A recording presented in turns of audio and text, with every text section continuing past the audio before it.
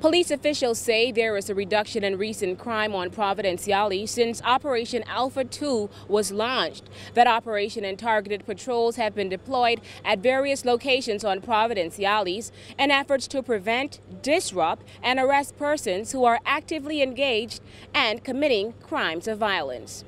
A total of 41 crimes have been reported, averaging just over 4 crimes per day, according to Dave Ryder, Assistant Commissioner of Police. Ryder added that the last 10 days have seen these crimes consist mainly of theft of property, burglary, and several assaults, which are mostly of a domestic nature. In an interview, Assistant Commissioner of Police David Ryder explains. Alpha 2 is continuing, and we're not coming off the gas. The officers are deployed on a regular basis at different times of day and night. You're probably aware that the officers work very late on Saturday. There was a late briefing at 8:30 at night, and they deployed until the early hours of the morning. In fact, some of them only finished duty at 5 a.m. And worked all across Providenciales. The operation is going very well.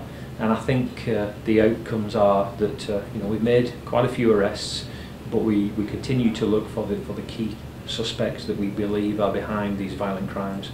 And the public, some of the public know who they are. So we make the appeal that they should come forward and give us intelligence where these people are operating, where they're storing any weapons, who has firearms. Help us save someone from becoming a victim.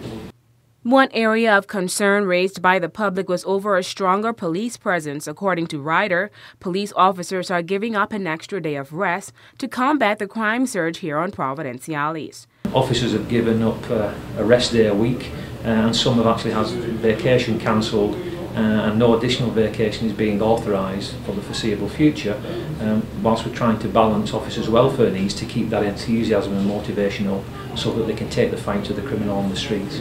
Ryder added that this isn't a one-time shot. Operation Alpha 2 is indefinite. We'll continue indefinitely. I'm told by the Commissioner that Alpha 2 will be formally handed over to me this week. So I will become the Gold Commander to drive the objectives of Alpha 2.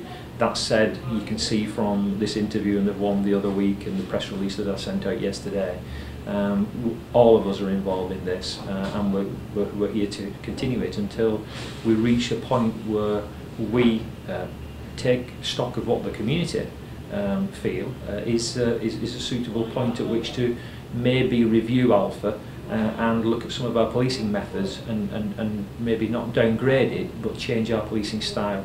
It's very much a minimum zero tolerance at the moment, and you can't sustain that forever, and we need to get back to normality, but we've got to bring some key individuals into custody.